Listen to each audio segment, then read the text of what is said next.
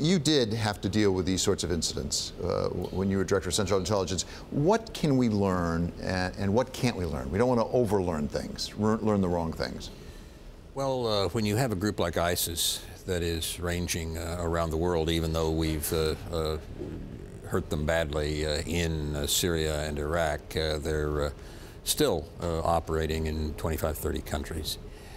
And when it gets into a situation like this where it becomes pretty clear who is doing this, you start to look at how you might be able to get ahead of the business, and the only really very good way would be to infiltrate a group like ISIS, but that's very, very hard.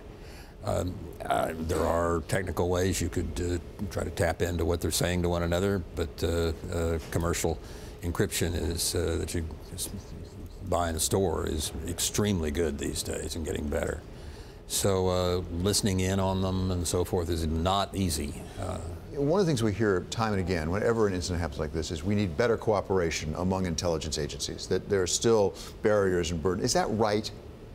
There are not as many barriers within the U.S. government as there were back before 9/11. In the, I think, mistaken notion that they could improve civil liberties, the decision makers back then had adopted a system whereby not only could on many important matters, could the FBI and the CIA not be permitted to communicate, but different parts of the FBI couldn't be permitted to communicate with one another.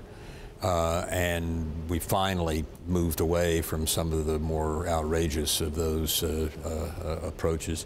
But that's not, there's nothing easy about this. And if one wants to deal with ISIS, one has to destroy the leadership and destroy the caliphate and be able to do it with an absolutely clear success.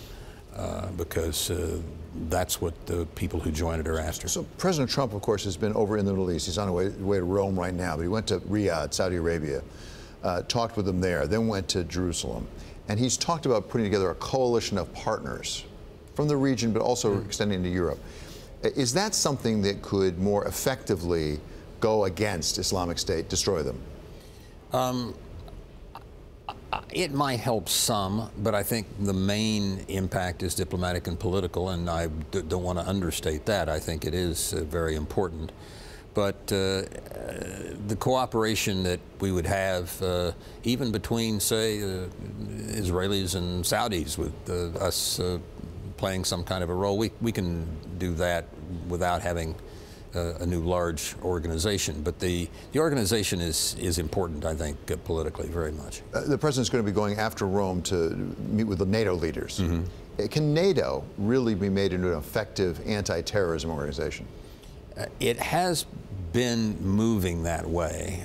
It was, I think, caught by surprise in 9/11, just as the United States was.